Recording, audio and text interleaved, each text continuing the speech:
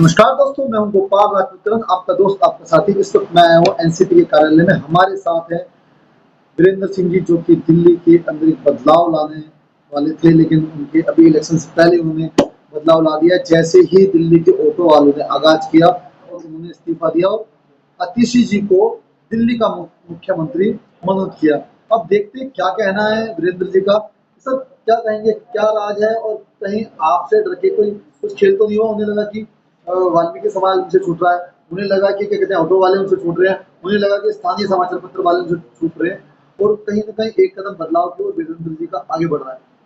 देखिए, अरविंद केजरीवाल का काम ही छलना है लोगों को।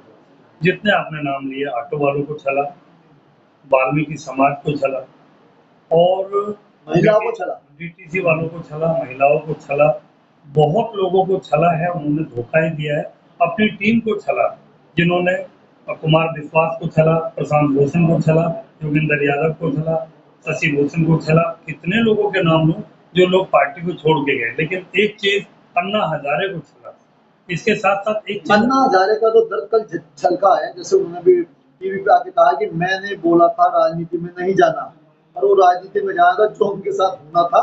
बड़े मंद मुस्कुराते हुए वो हो गया, वो होना ही था। क्या कहेंगे? देखिए, दिल्ली नहीं, पूरे देश में जहां पर भी कोई भी कानून के खिलाफ जाके कोई काम करेगा और ऐसे पद पे बैठने के बाद डबल दारू फ्री करेगा, जनता की गाड़ी कमाई को, टैक्स के पैसे का दुरुपयोग करेगा, उसका जेल जाना तय है। तो वो अरविंद जी अभी आए हैं बेल पे। अगर मैं ये समझता हूँ कि अगर उनमें थोड़ी सी भी इंसानियत थी तो वो जेल जाते वक्त इस्तीफा दे के जाते। तो मैं समझता कि ये एक आदमी नैतिकता के आधार पे इस्तीफा दे रहा है। ये बड़ा उन्होंने ट्रम्प कार्ड खेलने की कोशिश की थी, लेकिन उनके ऊपर उल्टा पड़ गया, क्योंकि वाल्मीकि समाज की महिला होने के बावजूद भी राखी बिरला को, जिनके चुनाव पर ये बड़ा इतराते थे कि भाई हमें हमारा चुनाव चिन्ह वाल्मीकि की झाड़ू का चुनाव चिन्ह है और उसको वोट दीजिए, उसी की महिला को सम्मान नहीं दिया। मैं जब मानता किसी ओबीसी को या दलित महिला राखी बिरला को सीएम बनाता, तो हम लोग मानते कि इस इंसान में कहीं न कहीं थोड़ी बहुत गैरत है। ये दलित विरोधी पार्टी है। अब दलितों को समझना चाहिए कि इस आदमी के साथ में क्या हासिल करना है। आपको वोट की चोट से जवाब देना है। कहीं ऐसा तो नहीं कि कोर्ट ने कहा कि आप किसी फाइल पर साइन नहीं करेंगे, आप ऑफिस नहीं जाएंगे, लोगों को प्रभावित नहीं करेंगे? तो उन्होंने कहा कि मैं तो बिल्कुल बहादुर शाह जफर की तरह रह गया हूँ, जिस तरह उनकी कोई चलती नहीं थी।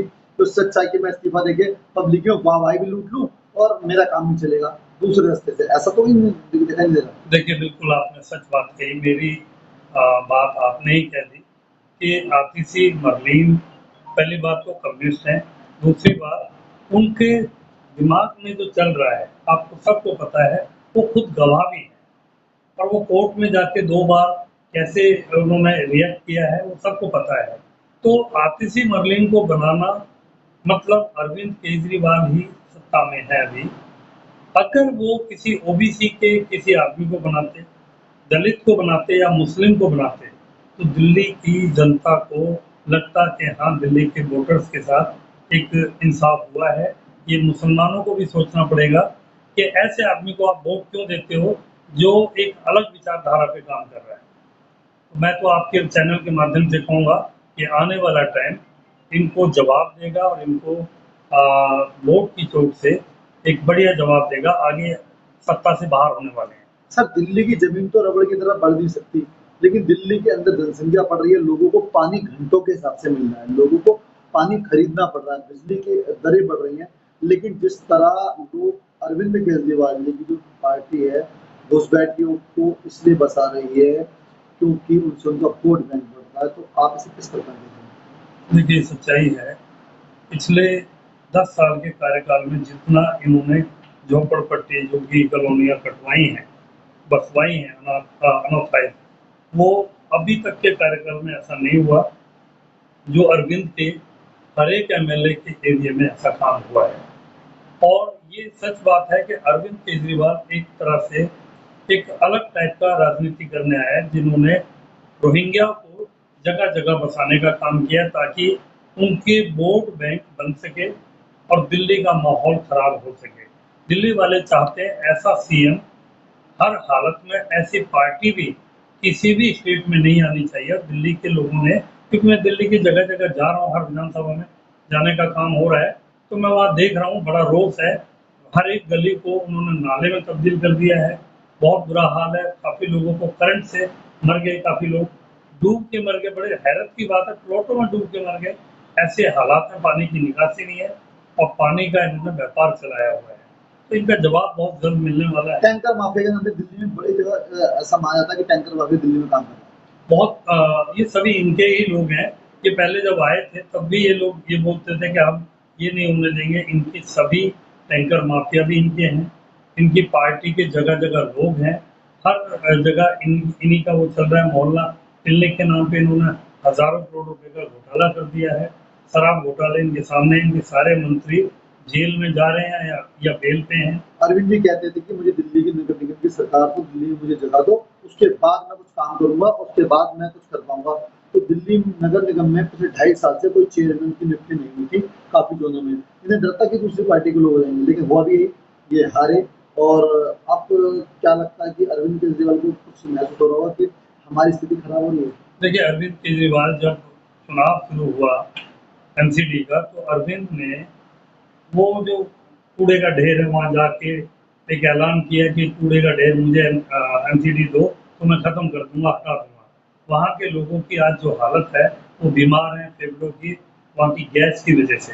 अरविंद केजरीवाल जेल में बैठ के तब उसको याद नहीं आ रहा था कि मैंने दिल्ली के लोगों को वो जो वादा किया वो निभाना है। आज भी एमसीडी में वही हालात हैं।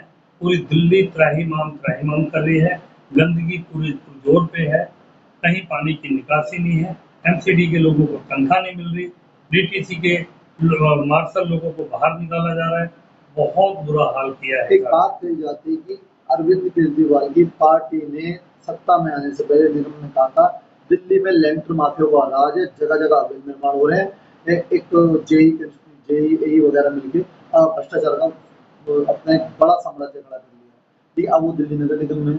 आपको क्या लगता है कि वो जो अभी आरोप लगाया है पूर्व मेयर ने, उन्होंने कहा कि भाई ये तो उल्टा और इन्होंने सिर्फ रेट बढ़ा दी है, आपका क्या कहना है? ये सच है। दिल्ली के जो लोग बेचारे गरीब आदमी हैं, अपना मकान बनाना चाहते हैं। अरविंद केजरीवाल के एमसीडी में आने के बाद सच बात है कि उन्होंने अपने रेट बढ़ा दिए हैं। हर एक आदमी उनका जेई, एई, एक्सएम सब लोग मिल के, निगम पार्षद आम आदमी की पार्टी के सब मिल के लूटने का काम कर रहे हैं। तो आपको लगता है कि जब नतीजे जो मिली है ये कुछ इससे मुक्ति नहीं मिलेगी, अभी भी ऐसे ही रहेगा? सब चोर-चोर मौसेरे भाई हैं। ये अली बाबा 40 चोरों की पूरी मंडली है। आतिशी उनका एक हिस्सा है।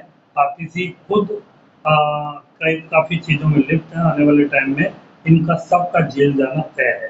अरविंद जी ने कल शाम को एक बयान दिया कि भैया अगर आपने मुझे वोट दिया तो मैं जल्दी आ जाऊंगा, 2 को मैं जेल में जाऊंगा, उसके बाद अब मैं जीत के आ जाऊंगा, नहीं तो मुझे खुद नहीं पता कि मैं जेल से कब आऊंगा। तो उन्हें लगता है कि इमोशनल ब्लैकमेल कर रहे हैं कहीं ना कहीं।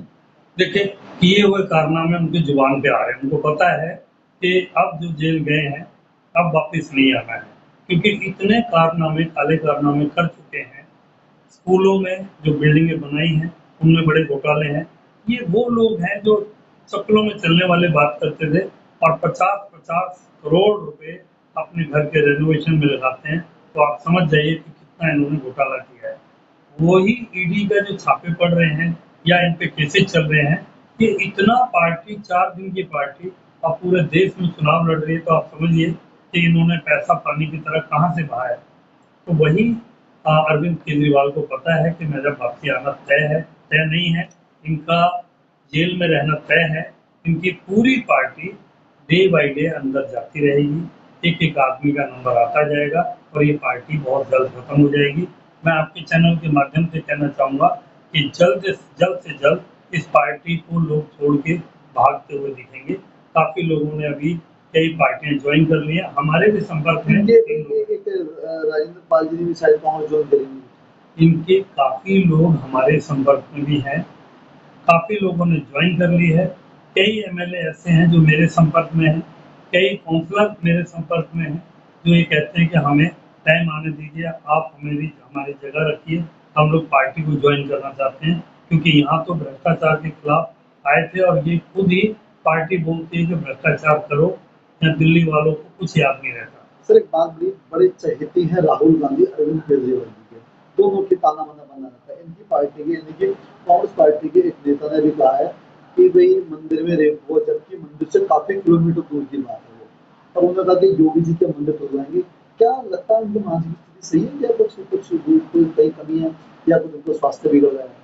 देखिए, रेप की घटनाएं तो पूरे इंडिया में बड़े, लेकिन सर मंदिर में हुई नहीं, ये तो अपने आप में गड़बड़ है। मैं वही कह रहा हूँ कि मंदिर परिसर में नहीं हुई, और जहाँ भी हुई है ये लॉ एंड ऑर्डर का काम है, उसको कानून उसकी सजा देगा। और ये बड़ा ही ज्वलंत मुद्दा है कि बहन बेटी के लिए निकलना दुश्वार हो रहा है, ये तो सच बात है। लेकिन ये जरूरी नहीं कि एक स्टेट में हो रहा है, ये सभी जगह हो रहा है। जहाँ हो रहा है वहाँ की निंदा की जानी चाहिए, ऐसे लोगों की कोई सपोर्ट नहीं होनी चाहिए, लेकिन इसको कोई राजनीतिक मुद्दा नहीं बनाना चाहिए। ये सिर्फ लॉ एंड ऑर्डर का काम है, कानून अपना काम करेगा, उसको वही सजा मिलेगी जो मिलनी चाहिए, और वो मिलेगी। हमें योगी जी पे विश्वास है, योगी जी बहुत अच्छा शासन चला रहे हैं, वो बहुत सख्त से सख्त कार्रवाई करेंगे। ये थे हमारे साथ वीरेंद्र जी। इन्होंने बताया कि अरविंद केजरीवाल जी का जो धोखा का जो एक लंबा इतिहास है, अभी वो उसके अंदर वही उसी बड़ी पार्टी पे है, जिसके चलते जो अतीशी मालीवाल है उन्होंने अभी जो उन्हें कमान सौंपी है, इसका सीधा सीधा कारण है कि दूसरे दरवाजे से, पीछे के दरवाजे से मार्क्सवाद दिल्ली के अंदर अब हावी होने वाला है। नमस्कार, मैं गोपाल राजपुत्रम, मेरी दिल्ली में शामिल।